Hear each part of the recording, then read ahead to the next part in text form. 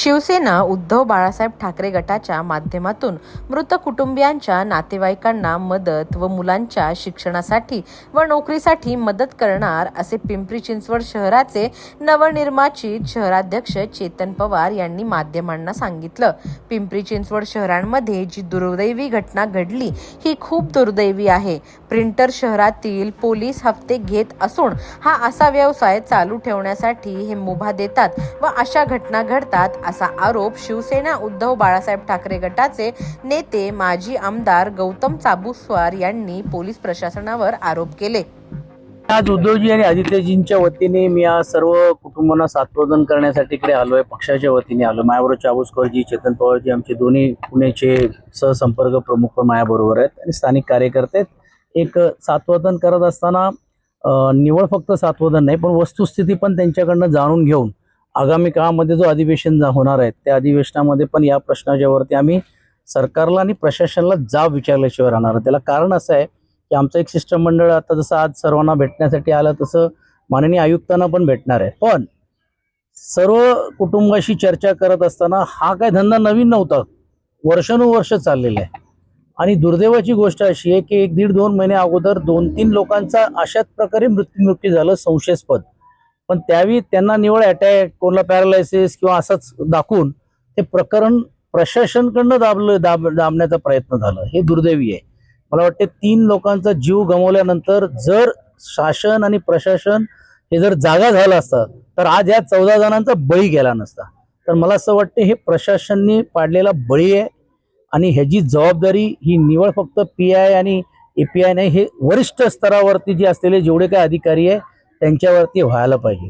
आणि म्हणून या बाबतीत माननीय मुख्यमंत्र्यांना पण मी स्वतः पत्र लिहिणार आहे आणि आम्ही मागणी करतोय की या मुख्यमंत्री सहाय्यता निधीतून पहिला ह्यांना आर्थिक मदत या कुटुंबांना देणं गरजेचं आहे। कारण काहींचा 1 वर्षाचा मुलगा आहे, काही 7 वर्षाचा आहे, काही आता मुलगी कॉलेजला चाललेली आहेत, काही 17 वर्षाची आहेत। म्हणजे यांचा पुढचा जीवन सवरून कोण करणार? कारण काही लोक कार्पेंटर होते, काही इलेक्ट्रिशियन होते, जे त्यांच्या हातावरती जे काम करणारी ही जी कष्टाने काम करणारी लोक आहेत आणि अशा लोकांचा बळी गेल्यानंतर पूर्ण कुटुंबावरती आर्थिक आणि एक सामाजिक प्रश्न निर्माण झाले आणि म्हणून ती मागणी आम्ही करणार आहोत।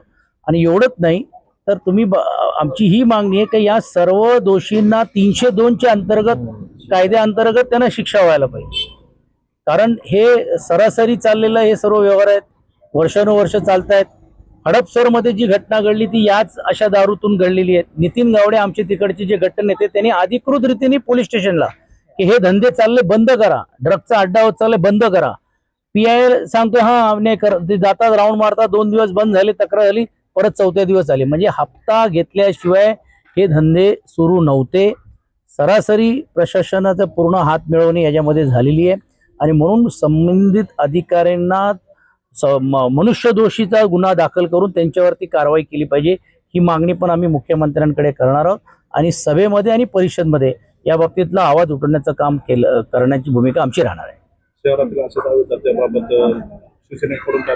दुर्दैव आहे की पुणेसारख्या शहरामध्ये येऊन आम्ही बोलतोय। म्हणजे मला आठवते मुंबई शहरामध्ये मी ज्या भागाचा प्रतिनिधित्व करतो हे काही शोभनीय नाहीये, त्या काळामध्ये अशी एक घटना घडली होती, पूर्ण राज्य हादरला होता। RR पाटील त्या खात्याचे मंत्री होते आणि त्याच्यानंतर मला असं वाटत नाही अशी घटना झालेली आहे। आज राज्याचे मुख्यमंत्री योगायोगाने गृहमंत्री आहे। का ह्या गोष्टी होत आहेत? का हे सर्व कमी? म्हणजे पुण्यासारखं शहर हा बदनाम होतोय। म्हणजे या घटनेवरून असेल, ड्रगचा अड्डा तुम्ही बघितलं असेल, ससून डॉग मध्ये आरोपी सापडतो, तिकडे ससून डॉग हॉस्पिटलमध्ये ससून हॉस्पिटलमध्ये तिकडे जर असे ड्रग्स भेटत असतील। कोयता गँगचं काय चाललंय हे मी सांगायची गरज नाही, कशा प्रकारे गँगवर चालले ते मी सांगायची गरज नाही। गल्ली गल्लीमध्ये गँग झाले। तर हे पुण्यासाठी काय, आम्ही म्हणजे लहानपणी असताना पुणे म्हणजे एक आवडतं शहर म्हणून थंडीमध्ये आम्ही यायचो। ही एक वेगळी सरस्वती असलेला एक शहर असं आपण याला एक गुण द्यायचो आणि आज दुर्दैवाने हे शहर बदनाम होतं। याची जबाबदारी ही प्रशासन, शासन आणि मंत्री। दुर्दैव आहे की प्रतिनिधित्व करणारी लोक आज चांगले चांगले मोठमोठ्या पदावरती आहेत, मग अशा गोष्टी त्यांच्या नजरेत काय येत नाहीये? त्यांना काय माहित नसेल का? इकडचे नगरसेवक असतील, आमदार असतील, खासदार असतील, मंत्री असतील, ह्या लोकांनी जर त्याच वेळी जर दखल घेतली असती तर मला असं वाटतं आज या लोकांचा बळी झाला नसता असं आमचं म्हणणं आहे।